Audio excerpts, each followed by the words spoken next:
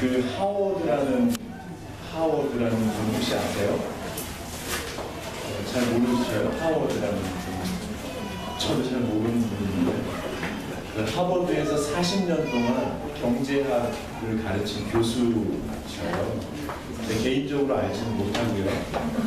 근데 그분이 냉철한 지성과 따뜻한 마음으로 사람들에게 그 인생의 안내자 역할을 잘 하시나 봐요. 그래서 학생들에게 뿐만 아니라 그 전 세계 경제인들에게는 구루로 통합니다. 참 귀한 분이시고 제가 얼굴을 봤는데 참 따뜻하고 좋은 분이시고, 근데 이분이 또 하버드에서 유명하신 게 산책을 좋아하셔서 그 캠퍼스하고 강가를 이렇게 홀로 산책하실 때가 많으신 것 같아요. 근데 그때 누구나 같이 산책할 수 있고 또 누구나 질문하고 대화할 수 있습니다. 근데 이분이 혼자 산책하고 싶을 때가 있을 거 아니에요. 혼자 걷는 길이 있는데 그때에는 누구도 방해하지 않는다. 근데 안타깝게도 혼자 산책하시다가 인적이 드문, 아니 거의 사람이 다니지 않는 그런 길에서 심장마비를 일으키죠. 그래서 사경을 헤매게 되죠. 근데 마침 그 길로 지나가던 한 학생이 바로 앞에 있는 건물에 얼마 전에 비치된 그 인공호흡 할 수 있는 그 기기가 있다는 걸 알고요. 그걸 깨가지고 갔다가 소생시키신 거예요. 참 다행이죠. 그분이 죽다가 살아나서 그 회복의 기간을 거치는데요. 그 기간 동안에 깨달은 인생의 비밀을 하워드의 선물이라는 책으로 이렇게 기록하십니다. 그 책이 이번 달 추천 도서인데요. 한번 읽어보시면 좋을 것 같습니다. 이게 하워드의 선물에 보면 인생에 있어서 가장 중요한 것은 하나님께서 허락하신 나만이 걸어갈 수 있는 길이 있다는 것을 믿고 그 길을 걸어갈 수 있는 지혜와 용기가 필요하다는 거죠. 근데 그때 자기답게 그 길을 걸어가기 위해서 필요한 것이 균형이라고 합니다. 균형. 저도 균형이라는 말을 참 좋아하는데요. 균형이 이렇게 생각했었어요. 양쪽에 같은 무게 혹은 비슷한 무게를 들고 흔들리지 않고 서 있는 상태를 균형이라고 생각했어요. 그래서 저는 균형 잡힌 몸매는 아니어도 균형 잡힌 인생을 살고 싶은 마음이 간절했습니다. 안타까운 것은 제가 끊임없이 흔들리고 때로는 쓰러진다는 거였거든요. 그러면 저는 균형을 잃었다라고 생각했습니다. 그런데 이 하워드라는 이 분이 말하는 균형은 그것과 전혀 다른 개념이 있습니다. 여러분 저글링 아시죠? 공이나 곤봉을 떨어뜨리지 않고 3개에서 7개 정도를 교차하면서 이렇게 돌리는 그 저글링이라고 합니다. 저글링을 하면서 외줄타기를 하는 것, 이것이 균형이라고 합니다. 이게 인생이라는 거죠. 끊임없이 흔들릴 수 있고 끊임없이 곤봉을 떨어뜨릴 수도 있고 심지어는 자기가 떨어질 수도 있는데 다시 시작합니다. 끊임없이 흔들리고 끊임없이 떨어뜨리고 떨어질 수도 있는데 앞으로 전진하는 것, 이것이 인생이라는 거예요. 이것이 균형이라는 거예요. 이분이 이야기하는 저글링 요소 7가지가 있습니다. 한번 들어보십시오. 가족적 자아, 두 번째로는 사회적 자아, 세 번째로는 영적인 자아, 그 다음에 육체적 자아, 물질적 자아, 여가적 자아, 직업적 자아. 이 7가지를 끊임없이 저글링하는 거예요. 그래서 이분이 말하는 행복은 완벽함이 아니었습니다. 어떤 거 하나를 직업적 자아의 완벽함을 추구하려고 하면 다른 걸 놓치게 된다는 거죠. 그러면 이분이 깨달은 것은 어느 정도 대체적으로 만족한 상태가 행복이라는 것입니다. 어떤 사람이 정말 행복을 위해서 육체적 자아에 몰입했다가 다른 것을 다 놓치는 바람에 실망감에 빠졌다면 그 다음에는 이것을 좀 놓고 골고루 조절해 가는 것, 이것이 삶의 지혜라는 것입니다. 이렇게 나답게 조절해가는 인생의 과정 자체가 그 과정을 통해서 가장 나다운 나를 발견해가는 것이 인생이라고 합니다. 여러분 아마 TV에서 보셨을 텐데 저글링도 이렇게 높게 하는 사람들 있잖아요.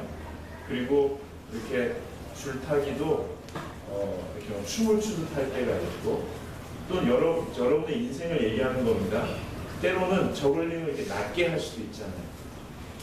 또는 그 7가지 요소를 붙들고 전진하지 못하고 줄에 매달려 있다가 떨어질 때도 있잖아요. 전자를 활력이 넘친다라고 표현합니다. 후자를 무력감에 빠졌다라고 표현합니다. 근데 우리 인생에는 이 2가지 요소가 다 있다는 것이죠. 이쯤에서 인도의 지혜자들의 말을 비벼볼 필요가 있습니다. 인도의 지혜자들은 인생의 3가지 요소, 꼭 필요한 3가지 요소를 이렇게 얘기합니다. 활력, 무력, 조화. 이 3가지가 꼭 필요하다고 합니다. 에크낫 이스 워런이라는 사람이 마음의 속도를 늦추어라는 책에서 아주 적절한 비유를 하는데요. 활력이 넘치는 사람들은 대부분 그 활력을 어디다 써야 될지 몰라서 낭비하는 경향이 아주 많다고 합니다. 예를 들면 잔디밭에 막 물을 주고 있는데 사실은 비가 오고 있습니다. 이분이 제 이름을 서부 지역의 샌프란시스코에 있는 대학이 뭐죠? 스탠포드. 아, 이제 생각나요. 스탠포드를 다닐 때 많이 봤답니다. 한두 명이 아니고 시험 전날 갑자기 밤에 12시에 나와가지고 자기 오토바이를 분해하던 애들을 많이 봤대요. 그러니까 힘이 있는데 어디다 써야 될지 모르는 거예요. 인도에는 이런 속담이 있습니다. 수레바퀴 고치기 인생. 이게 뭐냐면요, 어떤 농부가 밭에 있는 열매를 거두어야 할 시기가 딱 됐습니다. 그런데 그 시기에 낡은 수레바퀴가 눈에 보인다는 거예요. 그래서 하루 동안 그 수레바퀴를 끌고 읍내로 나갑니다. 그리고 사람들에게 내 수레바퀴 지금 어떠냐고, 상태가 어떠냐고 의견을 하루 종일 들은 다음에 수리에 필요한 페인트와 연장을 사서 읍내에서 일주일 동안 땀을 뻘뻘 흘리고 그걸 싹 고칩니다. 안 고쳐도 되는데. 그리고 집으로 돌아와서 어머, 추수 시기가 일주일이 지났네. 그리고 한 달 동안 밤잠을 줄여가면서 일을 하는 겁니다. 에너지가 넘치고 활력이 넘칠 때는 사실은 헛짓을 할 가능성이 커집니다. 이게 인간이라는 겁니다. 근데 또 무력감에 빠진 사람을 이렇게 표현합니다. 아주 멋진 배를 만드는데 온 힘을 들이고요. 그리고 항구에 정박시켜 놓습니다. 바다를 항해하지 않습니다. 그냥 그 배 안에서 고기도 꺼먹고 맥주도 마시고 사진도 찍고 아주 거기 머물러 있습니다. 근데 이 사람이 더 적절한 표현을 하는데요. 무력감은 에너지가 없는 상태가 아니라고 합니다. 에너지가 얼어붙은 상태라고 합니다. 에너지가 있습니다. 문제는 에너지가 왜 얼어붙었는지를 스스로 돌아보고 그걸 따뜻하게 녹여주는 게 필요합니다. 여러분, 인생은 이 활력과 무력의 조화를 이루어가는 것이라고 합니다. 저는 지금 균형과 조화에 대해서 말씀을 드렸습니다. 이쯤 하면 여러분이 오뚜기 하나를 상상하셔도 좋습니다. 끊임없이 흔들리는데 균형을 잡는 것, 그렇다면 균형과 조화를 이루는 데 있어서 필요한 것은 중심일 것입니다. 성경은 중심을 다른 말로 영혼이라고 합니다. 근데 안타깝게도 중심이 파괴되었고 영혼이 해체되었다고 합니다. 그래서 끊임없이 무력과 활력이 조화를 이루는 게 아니고 무력감과 활력을 왔다 갔다 하면서 정말 유산으로 남길 것들을 남기지 못한 채 인생을 허비하는 것이 우리의 인생살이라고 지적하고 있습니다.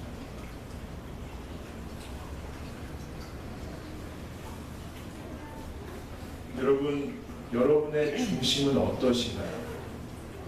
지난 한 주간 동안 여러분의 중심은 어떠셨습니까? 여러분의 마음속을 한번 들여다보시죠. 거기는 뭐가 있나요? 오늘 말씀에 보면 23절 말씀에 평강의 하나님이라고 말씀하십니다. 평강의 하나님이 우리 안에 있는 모든 것들을 조화를 이루고 균형을 잡아주는 그 하나님이라는 창세기 1장 1절에 보면 태초에 혼돈과 흑암과 어둠 속에 있는 이 세상을 하나님께서 말씀으로 빛을 창조하시고 질서를 확립하셨다고 말씀하십니다. 이 평강의 하나님이 여러분 안에 계시기를 축원합니다. 그 하나님이 여러분 안에 계실 때 여러분이 균형과 조화를 이룰 수 있도록 이끌어 가십니다. 그 하나님이 여러분의 영혼을 회복시키신다고 말씀하십니다. 영혼이 살아나는 것을 기독교에서는 중생이라고 합니다. 즉 다시 태어난다는 거예요. 여러분이 지금 40대 정도 되셨나요? 다 안 되셨죠? 40대가 되면 사람이 죽음을 경험한다고 합니다. 프로이트도 그렇게 얘기했고 칼 융도 그렇게 얘기했습니다. 죽음을 경험한다는 것은 정말 열심히 공부하고 경험을 가지고 이 사회에 나와서 할 수 있는 모든 일을 열심히 해봤는데 마음에 평안이 없다는 것입니다. 그래서 가까운 지인들에게 또는 처음 만나는 필이 꽂힌 어떤 사람에게 이런 고백을 하지요. 나 요즘에 죽을 것 같다. 몸이 아파서 죽든 마음이 공허해서 죽든 하는 일이 안 돼서 죽든 미래가 안 보여서 죽든 나 죽을 것 같다라는 이야기를 합니다. 지난주에 예배 마치고 같이 식사를 하는데 이렇게 둘러앉은 몇 분이 옆에 계신 분이 목사님 저 요즘에 뭐 힘들어서 참 아주 죽는 줄 알았어요. 그러면서 그분이 그래도 전 나아요. 이 사람은 저보다 더 죽을 것 같아요. 그러니까 그러고서 여기 계시는 분이 야 당신은 더 죽을 것 같은데 어떻게 숨 쉬고 살아요? 그랬더니 옆에 계신 분이 잔말 말어. 나는 지금 죽었어. 이렇게. 여러분 현대인들의 삶이 그렇습니다. 정말 최선을 다하는데 마음 둘 곳이 없어 표현하는 게 격하지만 죽을 것 같다라고 이야기하시는 분이 많이 계시고 저도 거기에 대해서 동의합니다. 근데 하나님께서 중생하게 하신다는 것, 다시 태어나게 하신다는 것이죠. 다시 살 수 있도록 도와주신다는 것이죠. 그리고 아까 전도사님이 말씀하신 것처럼 영혼육이 균형을 이루어서 잘 자랄 수 있도록 도와주신다고 합니다. 근데 이 영혼에는 저는 5가지 영역이 있다고 봅니다. 첫째는 영적인 부분입니다. 영적인 부분이 자라난다는 것은 뭐냐면 신을 더 사랑하게 된다는 겁니다. 그리고 신의 사랑을 내가 더 거리낌 없이 받아들여가는 것입니다. 그래서 어제보다 오늘이, 오늘보다 내일이 신을 더 사랑하게 되어 간다는 것이죠. 이 일이 우리 인생 가운데 벌어진다는 겁니다. 두 번째로는 지적인 영역인데요. 지적인 영역이란 신의 섭리를 이해하고 삶의 이치를 깨달아가는 것입니다. 이것은 읽고 보고 느끼고 쓰고 이렇게 하면서 점점 늘어납니다. 세 번째는 정서적인 영역인데요. 정서적인 영역은 내가 나 자신을 더 사랑하게 되는 것입니다. 어제보다 오늘 내가 나를 더 사랑하게 되는가.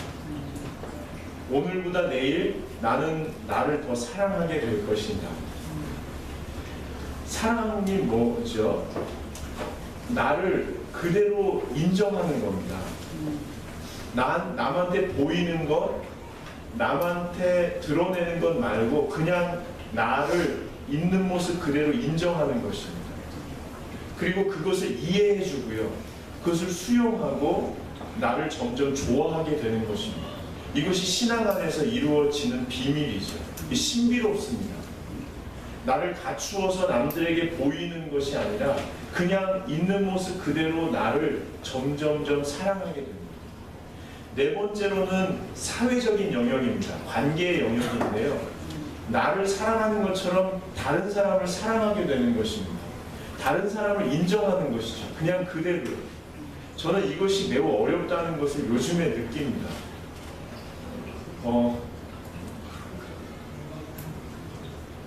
저희 가족이 있어서 좀 그렇지만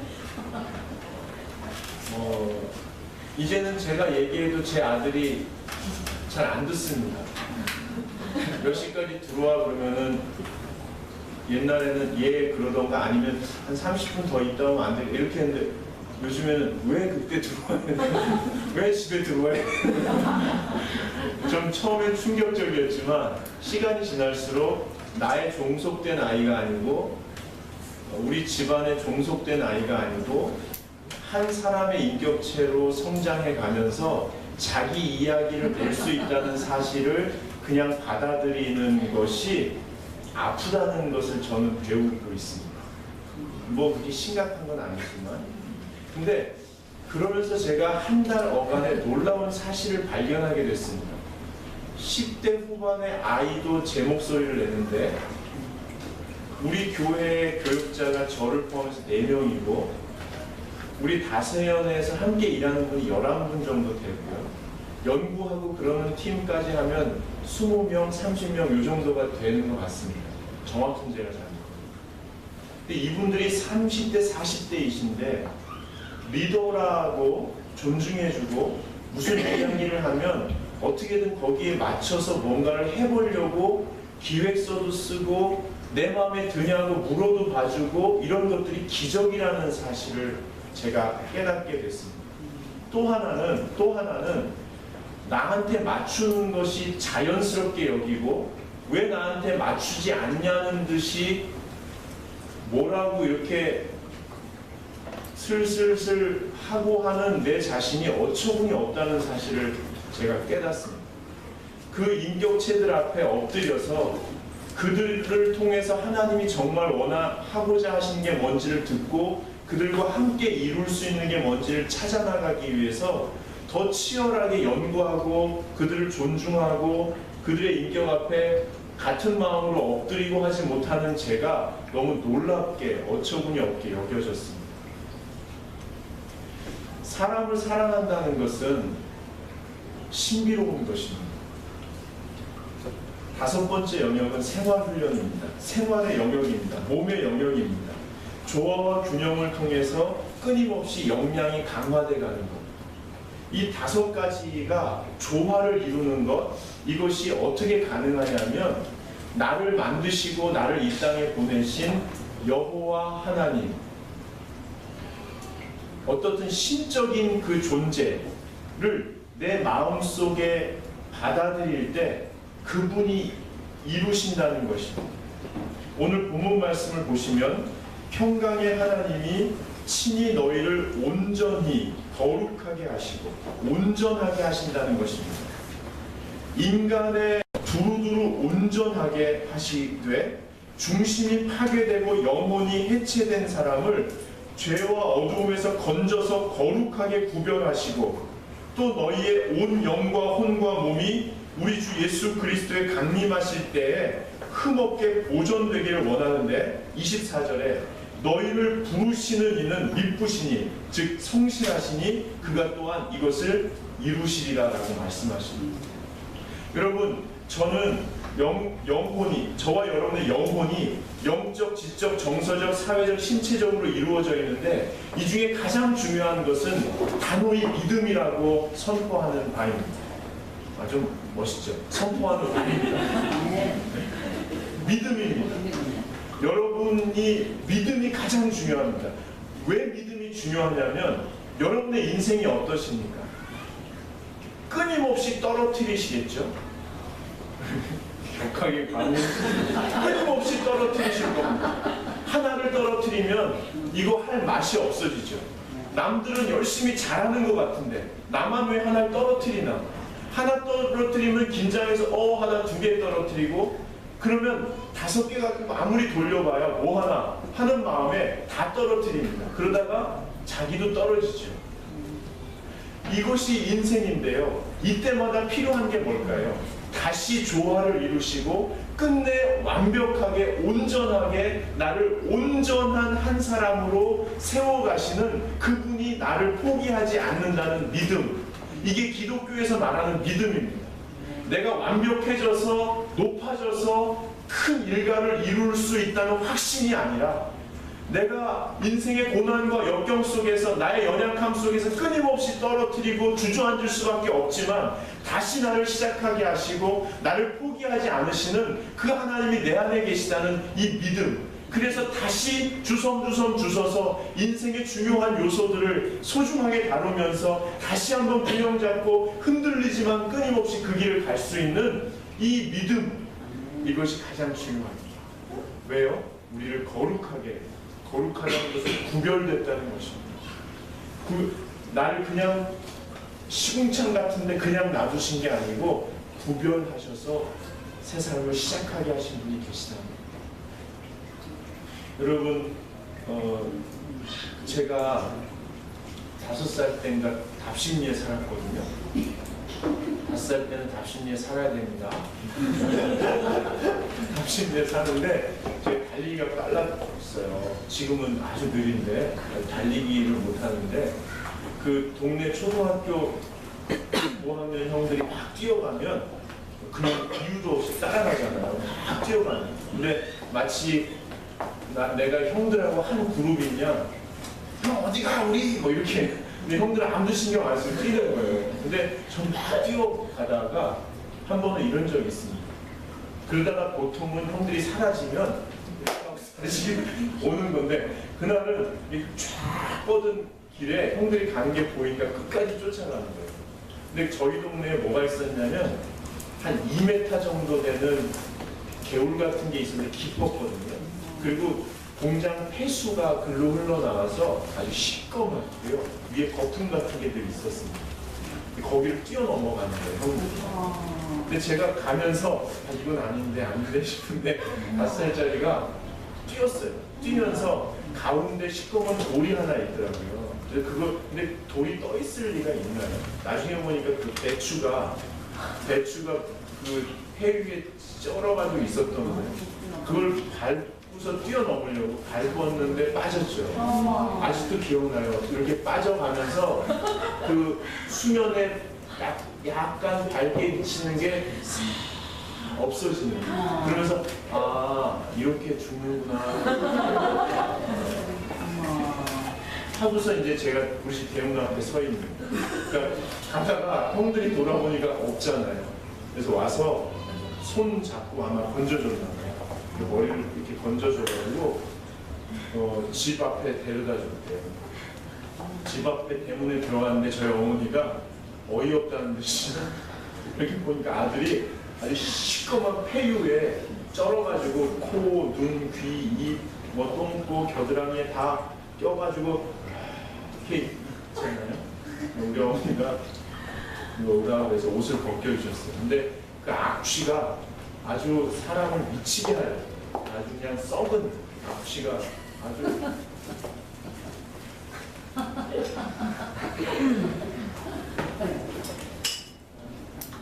수돗물로 이렇게 씻기는데 안 씻기죠. 옛날에는 빨래비누를 다 머리 감았잖아요.